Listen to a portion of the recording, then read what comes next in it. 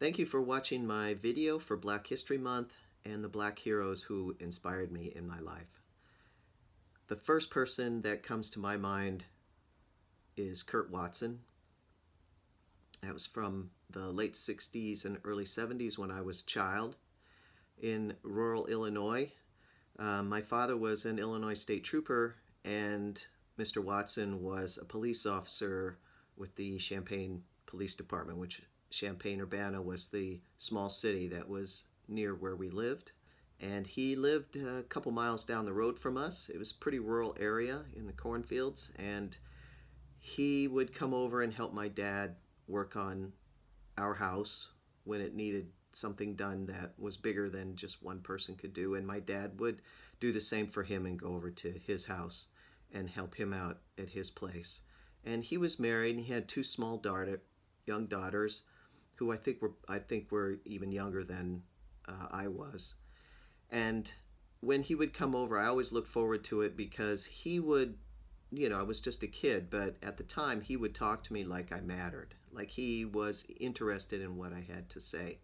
And that really made an impression on me. And I looked up to him because of that and because of his relationship with my dad. At the time, the Vietnam protests were ongoing, and race riots were ongoing, even in that part of the country. And my dad would often be called to go to those protests and those riots. And there were times when he had to work with Mr. Watson, even though they were in different departments. And he liked Mr. Watson, said he was a good cop. He liked working with him. And he would also talk about the difficulties that Mr. Watson faced being a police officer and being black, and the intersection of those things and how difficult it could be at times. I still think about him, actually, and he passed away very young. He was 32 years old. He had a heart attack when he died, way too young.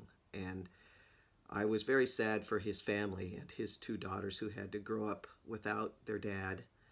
And I still think about him. When I go home, I drive past his house, and I just wonder how his family is. I've lost touch with them. But anyway, that's the first person who comes to mind.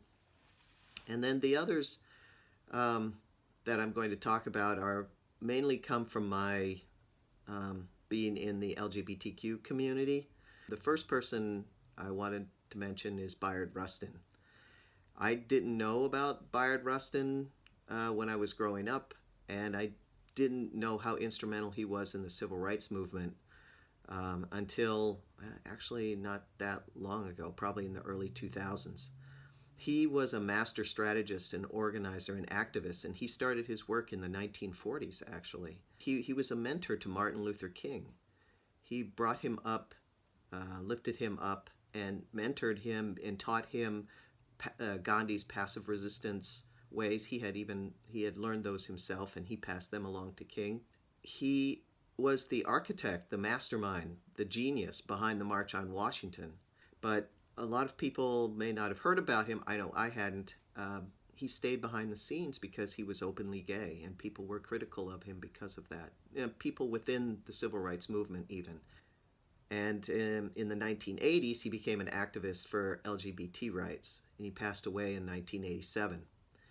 And the way that I learned about him was when a documentary came out in 2003 called Brother Outsider, The Life of Bayard Rustin, which I recommend. President Obama awarded him the Medal of Freedom in 2013 posthumously.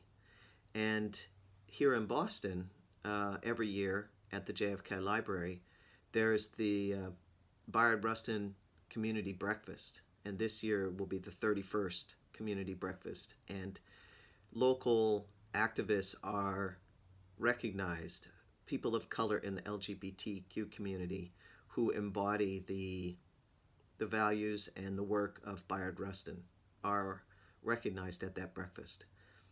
And it's open to the public. So it's in April, and if you'd like to go, you can just go online and buy tickets. This is the longest running event that recognizes Bayard Rustin's legacy in the country. is right here in Boston. The next person I'd like to mention is Monica Roberts. Monica Roberts is a transgender woman. She transitioned in the early 1990s. She's an award-winning blogger, writer, and trans activist, and she lives in Texas, in Houston. In 1999, she was the founding member of the National Transgender Advocacy Coalition, which was a lobbying and advocacy organization at the federal, state, and local level. And its mission is to protect the rights of trans and gender variant people in the U.S. And she started writing a blog called Transgrio in 2004. Actually, it started as a newspaper column in Louisville, and then she moved it to a blog in 2006. And she also wrote for the Bellerico Project from 2008 to 2011. And she mainly focuses on trans rights and the intersections of cissexism and racism. When I came out as trans in 2007, I started reading her work. If something would happen and I would think about it in a certain way, I always turned to her blog or to her column to see if what I was thinking was correct, because she lays out her arguments very well. So explains why things are the way that they are and why they should be different, and her opinion. She's more recently, just in March of 2018, started a Transgrio weekly news broadcast on Facebook. She talks about recent news, pop culture, and trans-specific issues from an unapologetic Black trans perspective. And so I recommend both her blog and her weekly broadcast on Facebook. She is my hero for speaking truth to power, and it's not often that you get to meet your heroes, but I had the pleasure of meeting Monica Roberts last year at the Black Trans Advocacy Conference in Dallas. I saw her there. I was gushing, I guess you could say. I saw her from across the room, and I said to some of my friends there, Monica Roberts is here. And they said, yeah, she's here every year. Why don't you go over and introduce yourself? I said, no, I couldn't do that. So one of them kindly took me by the hand and led me over and introduced me to Monica. And she let me take a selfie of us together later that evening. So I'm going back to that conference this year, and I hope she's there, and I hope I get a chance to talk to her. She was very generous and gracious, and I'm probably gushing again, aren't I? Yes, because I got to meet her.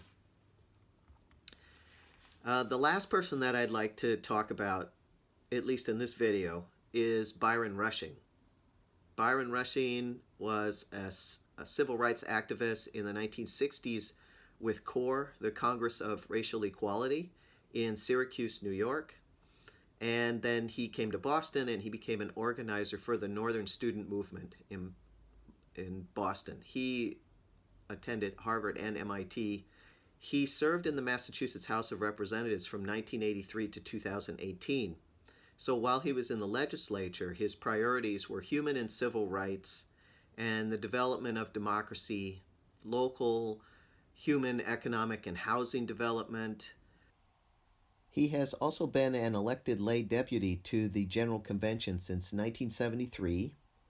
He was the chaplain to the House of Deputies at the 1994 convention.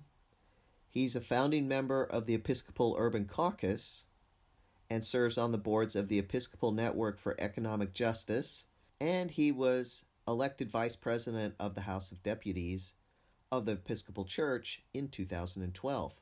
He also received an honorary doctorate from the Episcopal Divinity School. You might be wondering why Byron Rushing is one of my Black heroes. It's because in 2007, he, along with Representative Carl Ciortino, sponsored a bill to add language to the civil rights laws of Massachusetts, anti-discrimination language and protections for transgender people in employment and housing, education, credit, insurance, and public accommodations.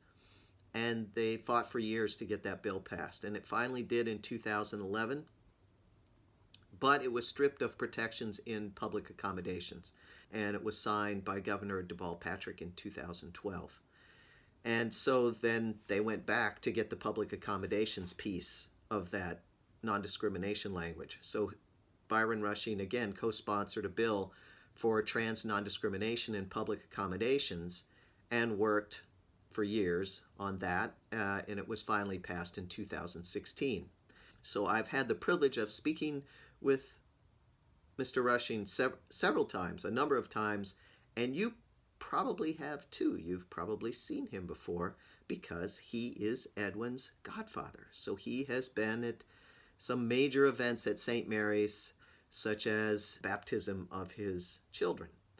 So if you see him again and you didn't know the history and the background behind Byron Rushing, he is a champion for the rights of all people, and he's been very important in the state of Massachusetts in getting a number of important laws passed, and he also is very active with his ministries in the Episcopal Church.